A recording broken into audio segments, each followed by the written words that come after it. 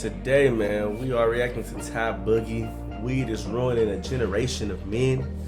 I don't know how true that is. I'm a pothead myself, you know what I'm saying? But I would like to think I'm productive. I would like to think that I don't let that shit overconsume my motherfucking life. But it definitely can, and I know a lot of motherfuckers that, you know what I'm saying, they're just full-time pothead, high as fuck, ain't worried about shit, ain't trying to, you know what I'm saying? So I think I see the direction Ty Boogie gonna go, but let's dive into the shit. And this Za is not the same Za. I call it chemical Za. The old Za, bro, it used to make life beautiful. You'll go to the park. 4 to 5 blunts a day, honestly.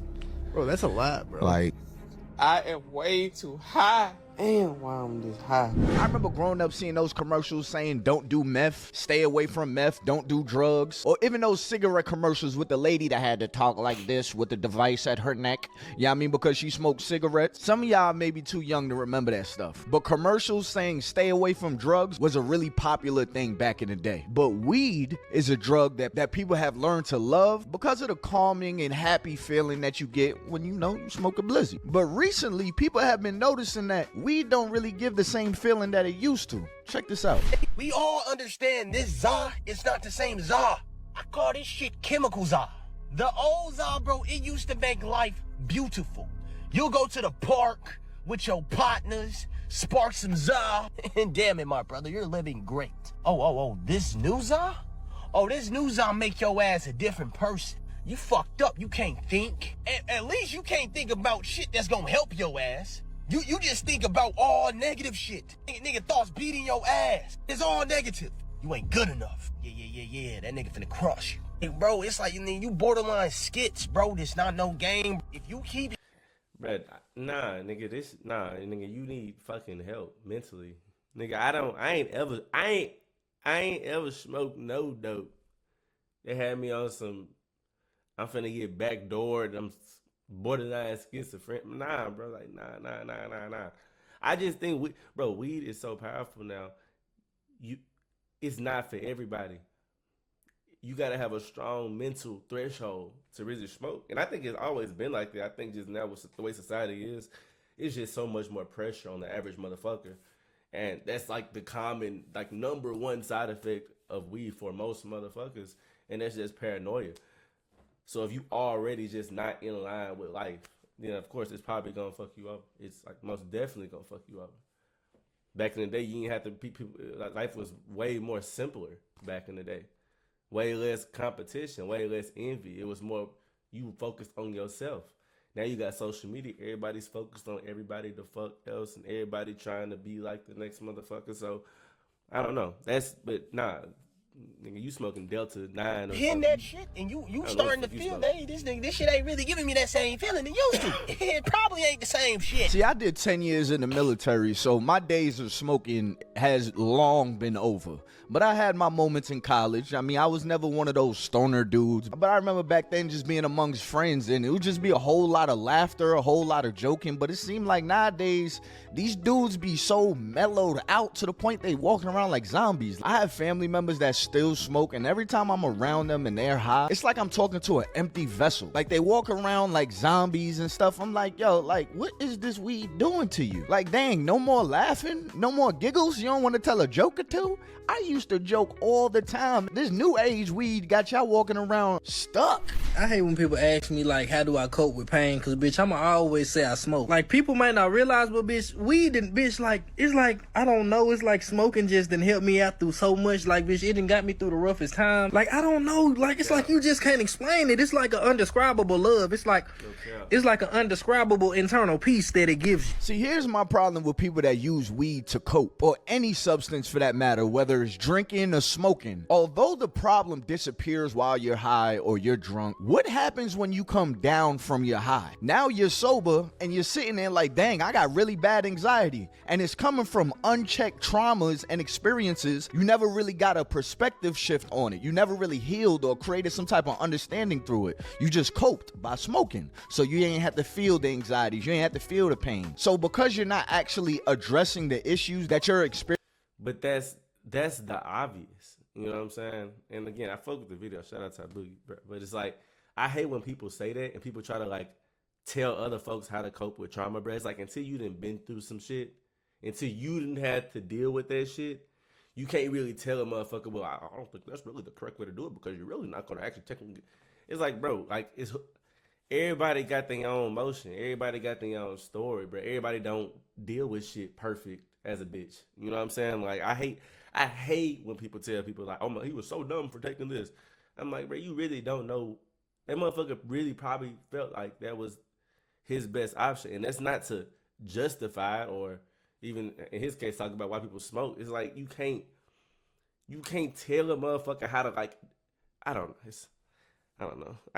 People do that a lot. People tell people how to cope with shit, or people tell people why the ways they cope are detrimental and not. It's like a whole lot of judging and not a lot of understanding. And experiencing throughout life, once you're sober, all of those things hit you, all of those emotions and feelings hit you. So the cycle continues because you don't like the feeling of all this pressure, all this anxiety, all this buildup, all these extra thoughts. So what do? You smoke again, creating an ongoing cycle. Never really dealing with why do you have to smoke in order to deal with life? Like, why do you need a substance in order for you to walk through your day? Like, have you ever asked yourself that? Anytime you have to mask your pain behind a substance, that's how addiction is created. 3 signs you need to stop smoking that Za, bro. Number 1, bro, if you can't sleep without smoking, you gotta stop. That shit is going to get you depressed so motherfucking fast, bro. I promise you. You gotta learn how to sleep without it. You gotta take a break. You gotta learn how to sleep. And then you can start again, but you gotta fix that relationship. You have to be able to sleep without it. Number 2, zoom out, look at the bigger picture, look at what you're doing. Are you falling back? Are you slowly starting to not care about anything or anyone? Because it happens fast and you don't even realize it. You kind of just stop caring about anything and you kind of just let your life fall off to where all you do is smoke and scroll through TikTok, and it's not good.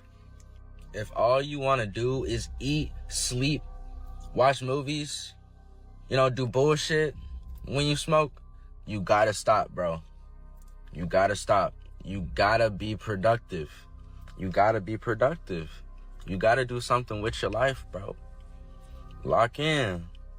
This little kid shit don't last forever, my nigga. You grow up. You grow up. You need to grow up.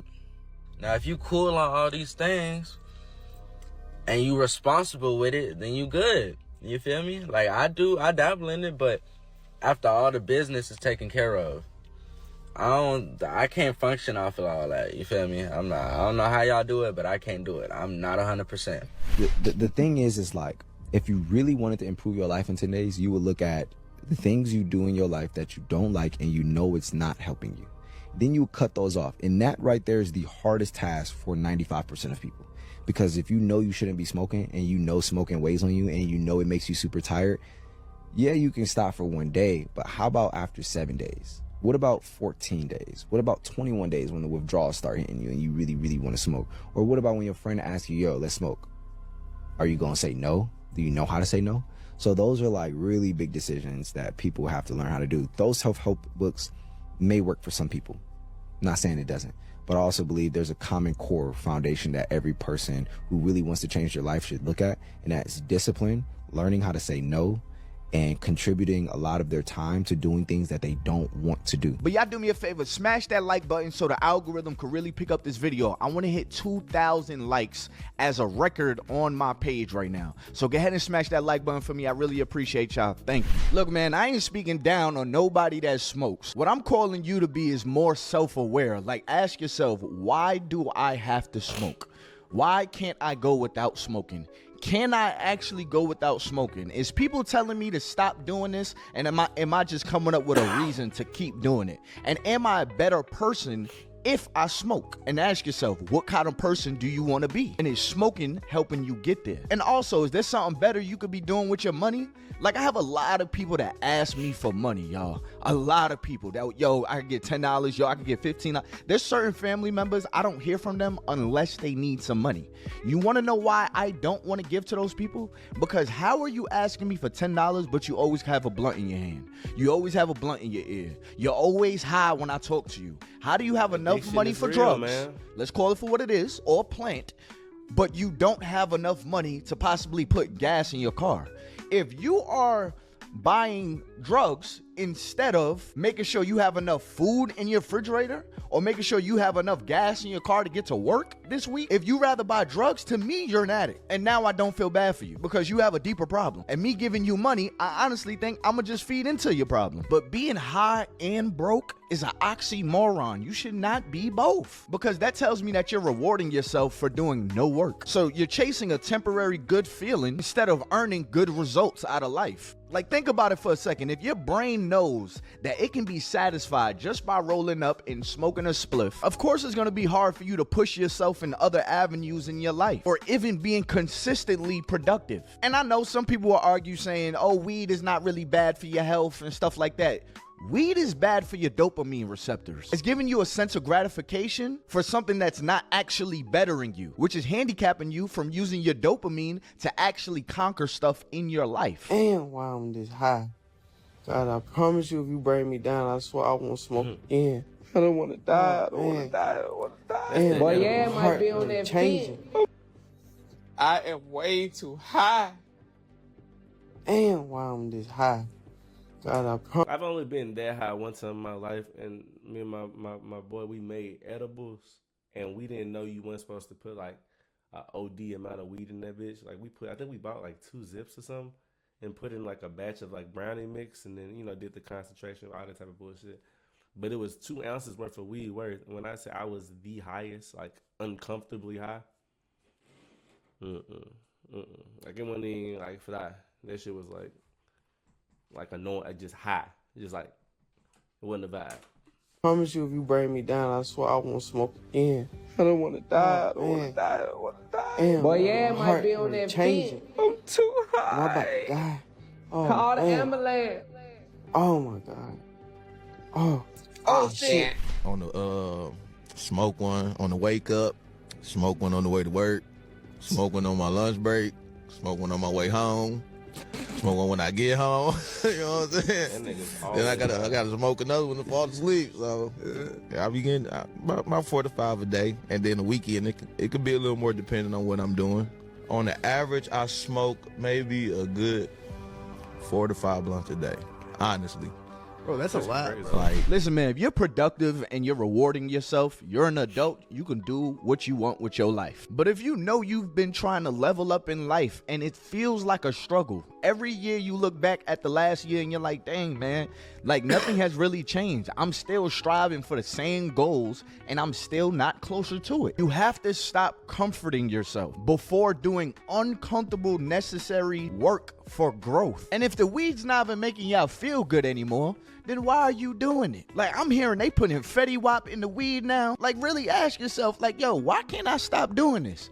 Am I addicted? Because if I replace the word weed with, like, let's just say like cocaine or something like that, and I tell you that, yo, I'm gonna stop doing cocaine, but then I mess around, go back to doing cocaine, or I mess around and relapse or something, what would you call me? An addict. But there's something about weed that mainly the people that smoke, and again, if it does something good for you, do something good for you, whatever. But an addict is an addict. You know what I mean? If you can stop and you could just stop cold turkey, that's different. But if you're somebody that has told yourself, yo, I'm gonna stop doing it, and you went back to it, it's time to really have an honest conversation with yourself. I've never ever in life had the idea like, oh, let me stop smoking weed. Like, it's never been that detrimental to my life. So I guess if you was a motherfucker that was overly, insanely fucked up in debt, you know what I'm saying, then, it may not be one of your past times. You know what I'm saying? If you are that motherfucker that's consistently having withdrawals, having to go back and I'm gonna quit, and then you catch me smoking roaches and Matter of fact, no, I ain't even gonna cap. I do know the motherfucker he talking about. I know motherfuckers like this. So I take back what I said. I might be addicted to how this makes me feel. What do you think addicts go through? They are addicted to the feeling. And they feel like they can't live right without the feeling, which is why some drugs are stronger than others, which is why people do the most to just get a little bit of change, to get like crack or something like that. But they're chasing that high. They're chasing a feeling. So the same people that will have no gas in their car, no food in their refrigerator, but sit here and hit me up for $8, but the whole time they talking to me, they higher than a kite. To me, that is an addiction that you have. And it's time to start being real with yourselves. I've been doing a lot of thinking, y'all, and I think I'm gonna do it. I've been doing a lot of thinking, y'all, and I think I'm gonna do it. I think I'm gonna put the ZA down, y'all. I think I'm gonna put the ZA down, bro. I think I'm gonna put the ZA down, y'all. 5 things that I noticed when I quit smoking marijuana. I'm gonna try not to pause this video because I want it to be super authentic and I don't want to think about it too much. The first thing I could think of off bat is the dreams. Bruh, I haven't dreamt so vividly since I was a child. Like, last night. This the motherfucker that don't need to smoke though, and I could just tell by looking at him. Bruh, this shit not for you, bruh. You know what I'm saying? Motherfuckers like you put a you who people make you who Ty Boogie make these videos about. I can see how we probably fucked up your life, and you know what I'm saying? Some people overcomplicate this shit. Like, I don't even get that paranoia shit because I've never been the type of motherfucker smoke a blunt and get to tweaking out. Like, that's just never been me. It don't affect my body like that at all. You know what I'm saying? I had a vivid dream last night. I can still remember it too. When I was smoking weed and then trying to recount my dreams in the morning, I couldn't. I didn't know what I dreamt about. But I had like a kind of traumatic dream last night about my childhood or whatever. And it's not lingering with me, but the fact that I'm able to recount it is because I don't smoke no more. Second thing, irritation. You will have peak irritation. When I say peak irritation, meaning you're going to have the most irritation that first week through the 3rd to 4th week, depending on who you are. That 1st to 2nd week, oh my God. I wanted to wrap my nigga hands around a lot of people's neck and choke the shit out of them. Like, especially at work. Now, to that point of irritation, you become more consciously aware of the things that people say to you and people's actions. Some people think when they smoke weed, it makes them more conscious of everybody's actions. For me, I would beg to differ. For people who really and you probably think about that. That's talking about weed. You have no smoke. Power in it. You have no matter what. I'm gonna get this same. Smoking got chemicals in it, and that's saying we'll be a lot better people and a lot better off. So to y'all that's saying, well, you know it's natural, it's from the earth. I get it. It used to be natural. It used to be from the earth.